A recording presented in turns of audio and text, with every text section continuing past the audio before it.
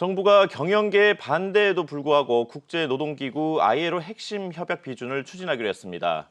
최근 민주노총이 코로나19 극복을 위한 사회적 대타협을 무산시킨 상황에서 국민 공감대 없이 정부가 친노동 입법을 밀어붙인다는 비판이 나오고 있습니다. 보도에 조현석 기자입니다. 정부가 오늘 국무회의에서 의결한 국제노동기구 ILO 핵심 협약 비준안은 총 3건입니다. 강제노동 금지와 결사의 자유에 관한 협약 등입니다. 우리나라는 1991년 ILO에 가입했지만 개발도상국인 한국이 선진국 수준의 노동규약을 도입하기엔 시기상조라며 그동안 비준하지 않았습니다. 정부는 앞서 지난달 23일 국무회의에서 ILO 핵심 협약 비준을 위한 노동3법 개정안도 의결한 바 있습니다. 법이 통과되면 지금은 노조에 가입할 수 없는 실업자와 해고자도 기업별 노조에 가입할 수 있게 됩니다.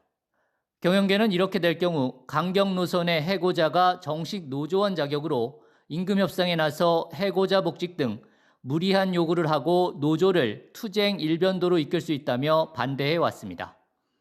하지만 정부는 ILO 핵심 협약 비준은 국익을 위해 필요하다며 강행에 나선 겁니다. ILO 핵심 협약은 단순히 노동의 문제가 아니라 경제, 통상의 문제로 확대되고 있으며 핵심 협약 비준이 되지 않을 경우 EU 측의 다양한 비무역적 조치를 통한 압박도 우려되는 상황입니다. 여당이 과반을 차지한 21대 국회가 열리자마자 정부의 친노동 행보에 속도가 나면서 경영계에서 우려의 목소리가 커지고 있습니다. 노사 문화에 큰 변화를 불러올 수 있는 중대 사안을 국민적 공감대 없이 강행한다는 지적입니다. 특히 민주노총이 최근 목리를 부리면서 사회적 대타협을 무산시킨 상황에서 노동계에 힘을 실어줄 정책을 일방적으로 추진하는 건 사회적 갈등만 키울 수 있다는 전망도 나옵니다. 시기적으로 부적절하다는 지적도 있습니다.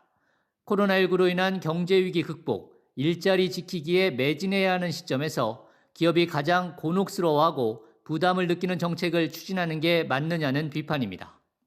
경영계가 충분한 협의 절차를 거쳐주실 것을 당부드리고 부당노동행위 제도라든가 대체근로 금지, 쟁의 시 사업장 점거 금지 등 노사 간의 힘의 균형을 회복할 수 있는 제도의 논의가 함께 추진되어야 합니다. ILO 핵심 협약 비준은 문재인 대통령의 공약사항입니다. 문 대통령의 임기 4년 차인 올해 반드시 처리하겠다는 정부의 친노동 정책 드라이브가 새로운 노사 갈등의 불씨를 키우는 건 아닌지 경영계의 불안감이 커지고 있습니다. 한국경제TV 조현석입니다.